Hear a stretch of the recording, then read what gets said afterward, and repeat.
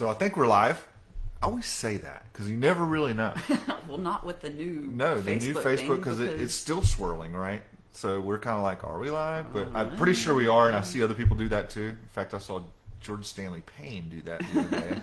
So if you haven't looked up Jordan, definitely go check him out. That's with the Kingdom. But this is the Cash Flow Couple, so let's talk about us. Yeah, so let's talk about the experience that we just had last week. Yeah, so beds and body bags. That was the title of the podcast this week. And it's also the title of this live. And so if you want to hear the full story, go listen to the podcast. But I think we did learn something from this one. Yes. Right? So we always learn. Right. So this was a failure. Yes. So we always say that we're going to share our successes. We're going to share our failures.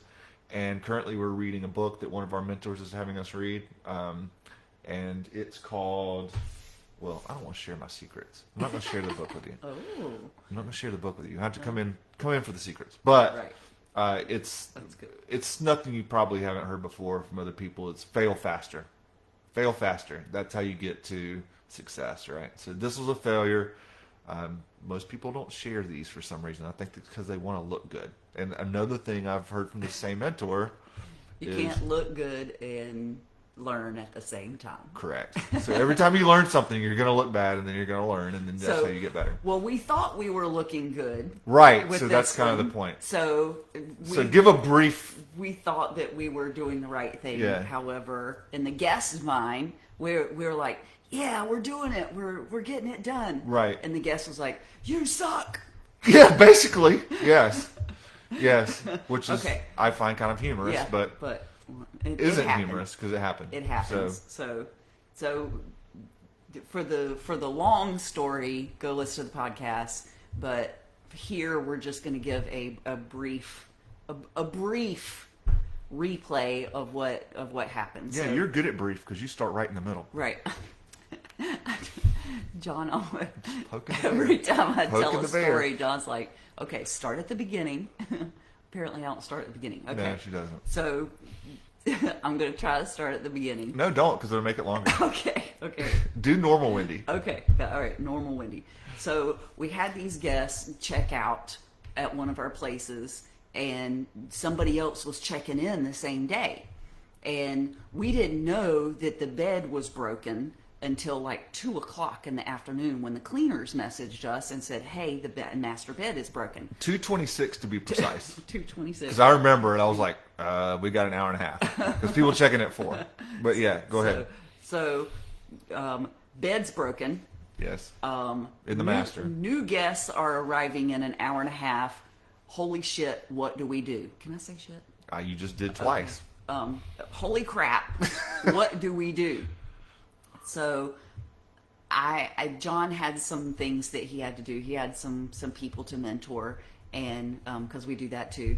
So he had some calls to make, but I said, I can do this. I can fix this totally. So this isn't Wendy's first rodeo. No, she's got skills too. I can use a drill. Okay, and so I was like, okay, I can fix this. So I go to Lowe's and I fix it, and the guest is arriving just as I am finishing. So we chat and they're fine, and so the next day they send us a message and said the bed broke again overnight. Like overnight. The bed broke again. I'm like, crap, man, I spent like 3 hours on this thing. And I thought I did a really good job. Yeah, and there's a longer story about Wendy being in Lowe's and having to buy tools. I did a really good job. I spent 3 hours on this freaking bed, and it broke. Right. So I'm like, okay, well, and they're upset. The guests are upset. They didn't get a very good night's sleep because they had to sleep on a lopsided bed, apparently. So I'm like, okay, well, all right, so here's what I can do. I've got some beds in storage.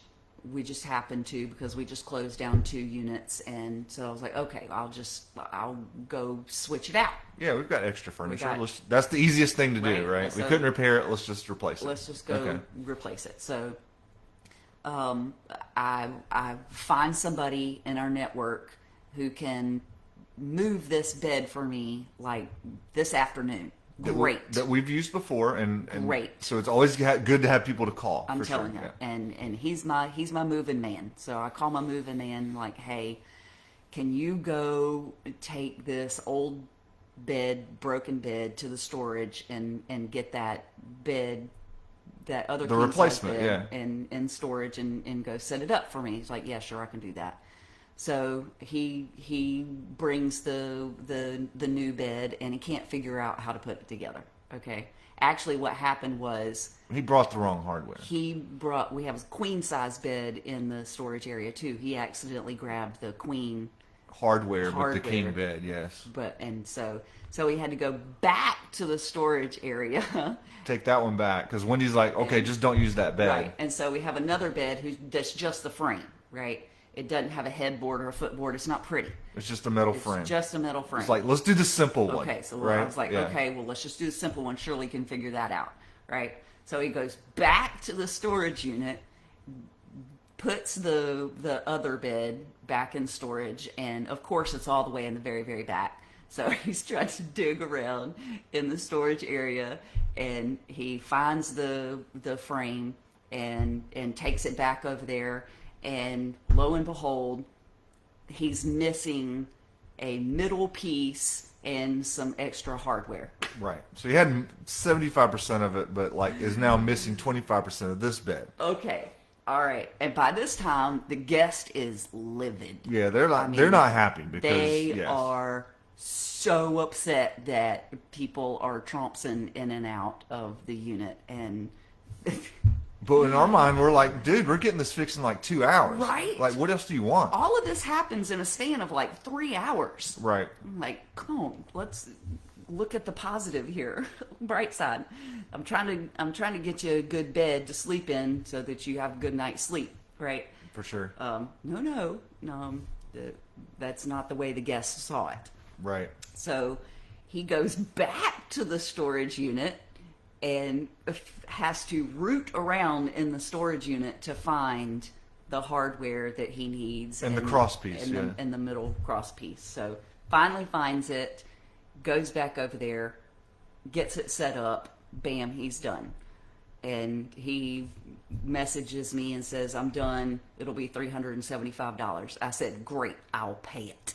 Yep, no problem. No problem. No problem. So No this problem. is a victory for us. Yes, Like, we're right. thinking, okay, Right? 4 hours from complaint to Right. resolution. We got it done.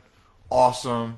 How awesome are we? Yes. These guests think that we're awesome. But then he tells you what on the phone. Okay, and so As he's walking out, you're on the phone. He's walking out the door, and after he sends me the message, he texts me and says, "I'm done. It's $375." I said, "Great, perfect. Send me an invoice. I'll make it happen." And he said, "Oh, by the way, your neighbor died." I'm like, how do you know that? Okay. Do you Wait. know the neighbor? What? Or that's kind of an odd thing to say at the end of a What? job, but okay. Okay. So I said, which neighbor? And he said, the house on the right, as you're looking at the property. And I said, oh, well, they were pretty young. I want to say they were probably in their early 60s, because I've waved to them, and very nice people.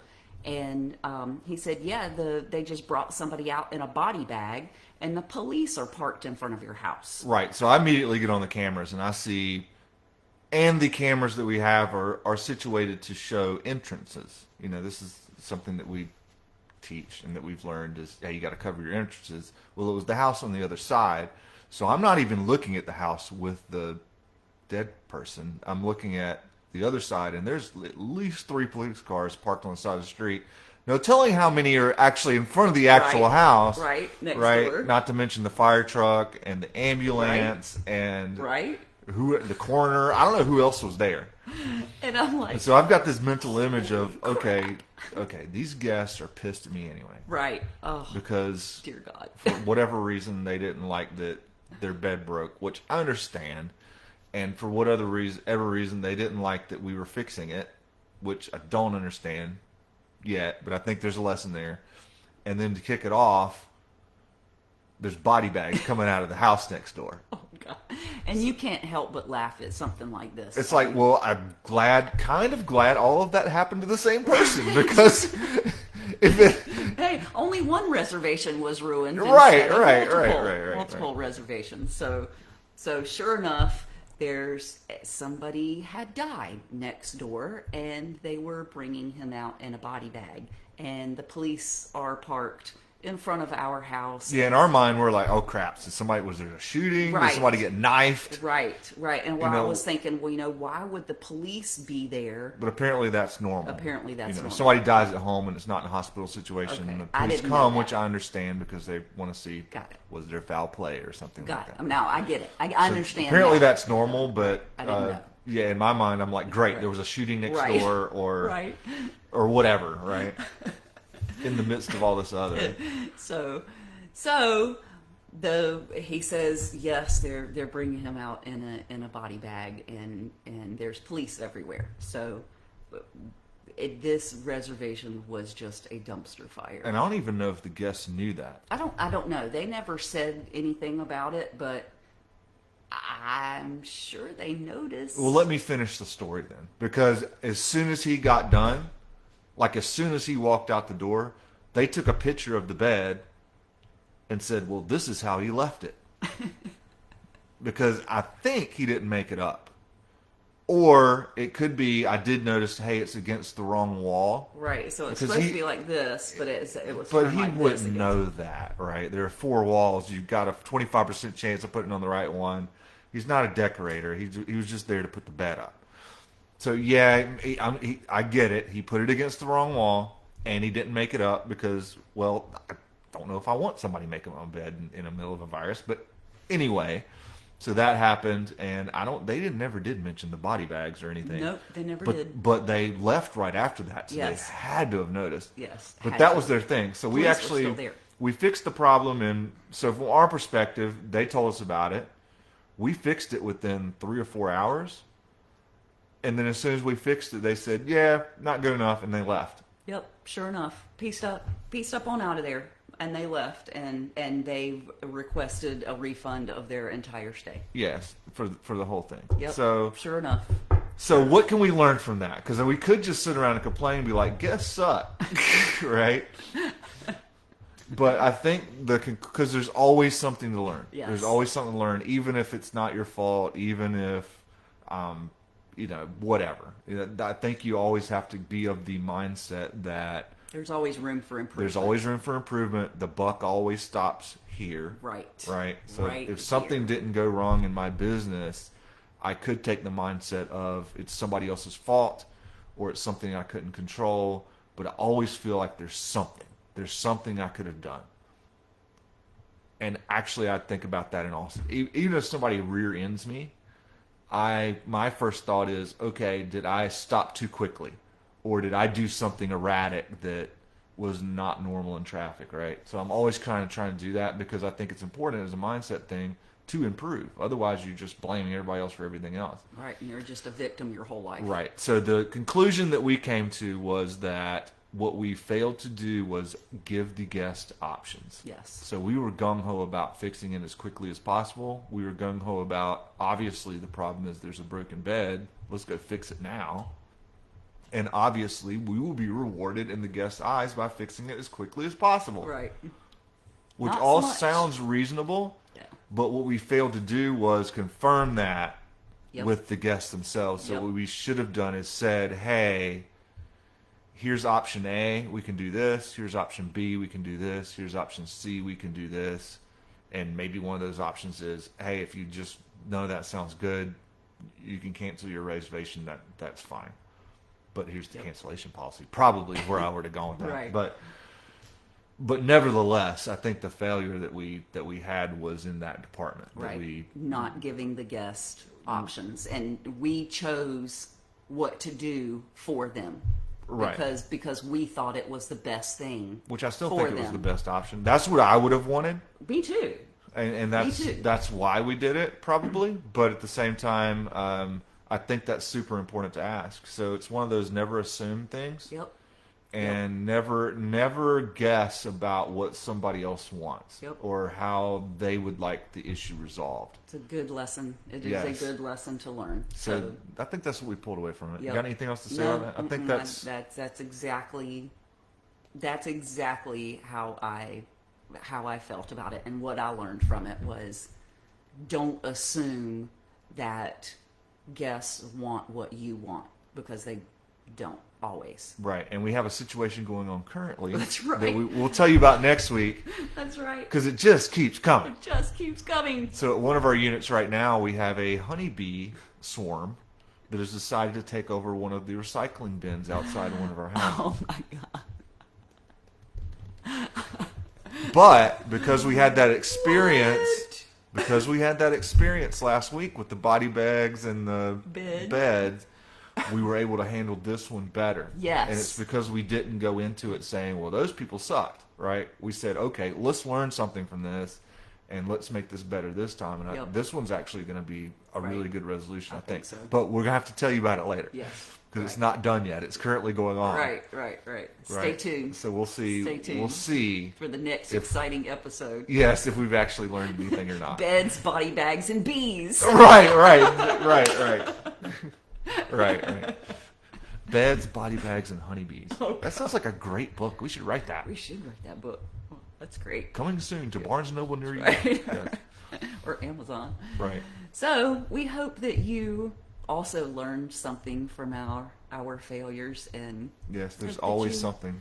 Consider giving guests options. Yes, so, and this is why I always say I firmly believe being in the short-term rental business prepares you much better to be a landlord than just going in to be a landlord right off. Boy, I tell you what, because man, we got a lot of experience. How long would you have to be a landlord to deal with body bags, beds, and beehives? What else? Some stuff we've dealt with. Oh gosh. Can you say transvestite anymore? We had. I can't. I don't know. You understand the word? There was one of those orgies going on at one of our places one time. Yes.